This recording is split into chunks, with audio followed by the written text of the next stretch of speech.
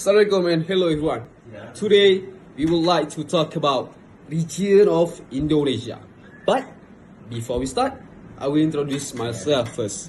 Me, Muhammad Hafiz Afifi bin Ghazali. ID number is 2024-77-8833. Let's go to the introduction. For the introduction, Indonesia is the largest island country in the world with more than 17,000 islands. It is located in the Southeast Asia and shares borders with Malaysia, Papua New Guinea and Timor-Leste. The capital city is Jakarta and the country is a population of over 270 million people, which keeps growing every year. Indonesia is known for its beautiful nature, tropical climate and rich cultural diversity. It has many ethnic groups and languages, and the national language is Bahasa Indonesia. The main religion is Islam, but other religions are also officially accepted. Recently, Indonesia has faced economic challenges like inflation, prices of food and fuel have increased, and the value of currency has gone down. Still, Indonesia continues to grow and has strong potential in tourism, trade and natural resources. Let's go to the next topic. Assalamualaikum warahmatullahi wabarakatuh. My name is Muhammad Ashraf bin Shukri and my matrix number is 2024-789495. Now, I will explain about the inflation in Indonesia. Inflation is usually measured. Inflation means prices of goods and services keep going up over time. When prices rise, the value of money goes down. You can buy less with the same amount of money. Inflation also usually measured using the Consumer Prices Index, CPI. The CPI tracks the price changes of common goods and services. If the CPI goes up, it shows inflation. If it goes down, it shows deflation. Changes in inflation can be seen in spending patterns recorded by Indonesian Central Bureau of Statistics (BPS). For example, in July 2020, inflation in the education sector was only 0.16%, even though it was the start of a new school year. Other categories like foods, drink, and tobacco actually had deflation. Prices dropped by 0.73%.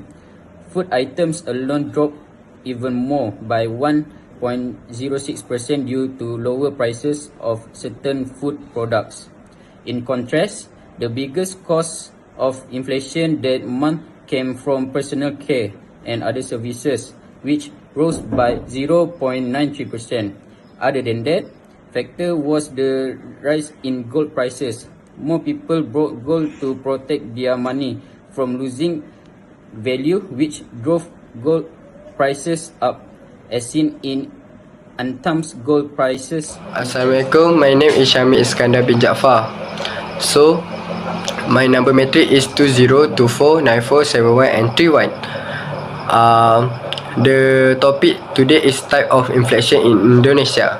So we go for the first type is creeping inflation occurs when price rise slowly over time, such as the gradual yearly increase in the price of staple goods like rice and cooking oil in Indonesia. So number 2 is walking inflation. Is a moderate increase in price typically seen when food and clothing become more expensive during festive season like Ramadan or Eid. And number 3 is galloping inflation happen when price rise rapidly, like during the early 2000s when the government reduced fuel subsidy, causing a sharp increase in transportation and good price. So the number 4 is hyperinflation. Is an extreme case of inflation over 50% per month, which Indonesia has never experienced, but countries like Zimbabwe and Venezuela have. So the number 5 is demand pull inflation, occurs when demand exceeds supply, such as when government housing program cause property price to surge due to high buyer interest. And number 6 is cost push inflation. It's driven by increased production costs, like when fuel price hikes lead to higher transportation costs and more expensive goods. The number 7 is imported inflation happen when the cost of imported good rise. For example, when the rupiah weakens and imported item like wheat and soy become more costly. And the last one is infrastructure inflation is caused by economic inefficiency, such as when chili price in Indonesia spike due to poor transportation from farm to markets. Welcome back to my section, which is I will explain the effect inflation in Indonesia. First is negative effects of high and unstable inflation, which is people can buy less. When prices keep rising, money lose value. Other than that, it's hard to plan. This is because business and people cannot plan well when inflation is unpredictable. Second is weak fiscal systems make it worse. In places like Indonesia, poor tax collection means the government prints more money. This makes inflation harder to control. And lastly is inflation causes bigger budget deficits, which is when inflation goes up, the government spends more money, but tax money doesn't grow as fast. This also can lead to the deficit. That's all from me, and see ya. Hi, Assalamualaikum. My name is Muhammad Razikbah bin Shafidos. My student ID is 2024-745407. So, I will explain about the social effect of inflation in Indonesia.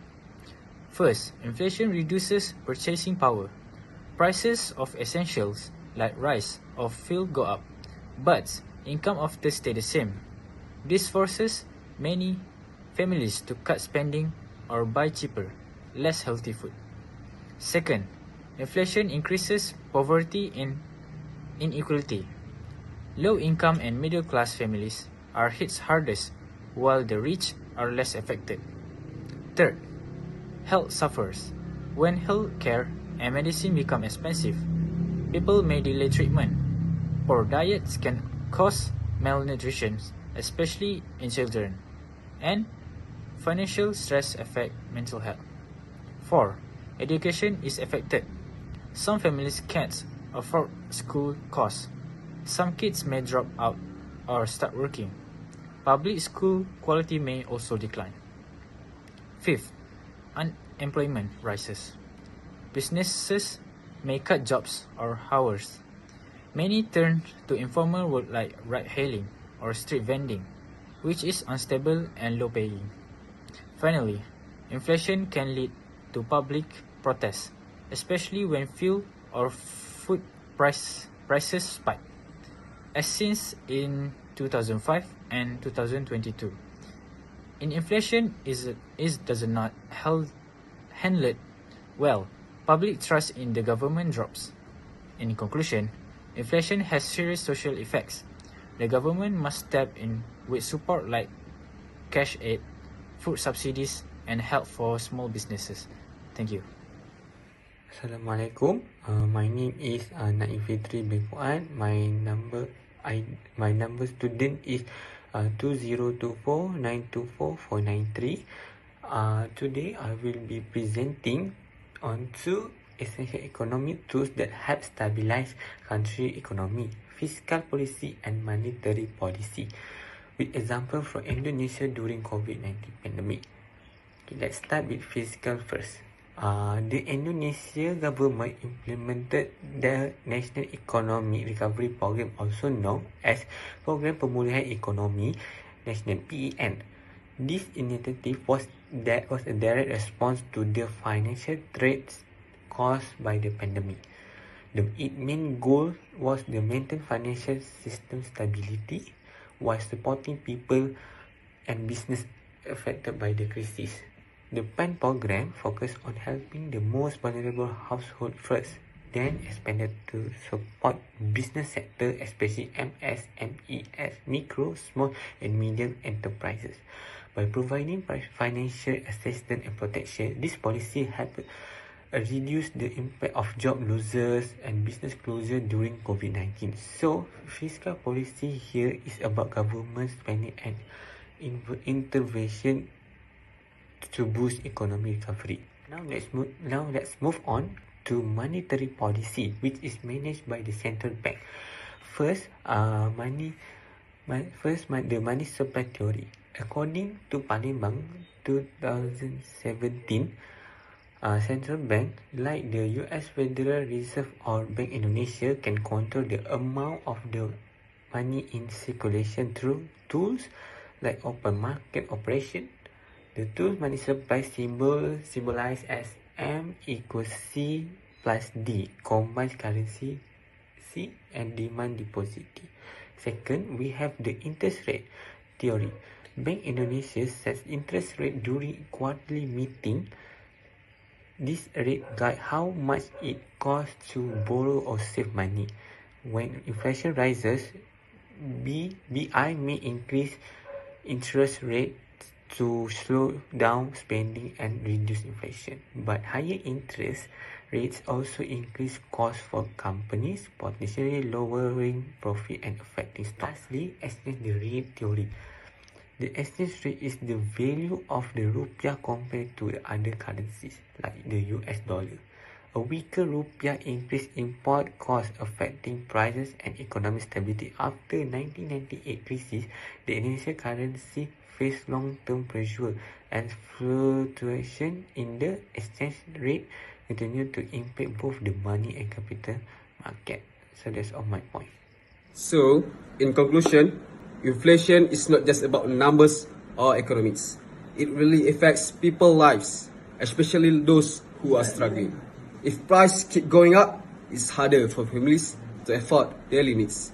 But the good news is, with smart decision from the government and support from all of us, inflation can be controlled. Indonesia is a country full of potential. If we want to grow and move forward, we must keep our economy stable. Inflation is a challenge, yes, but with good planning, teamwork, and care for the people, we can overcome it together.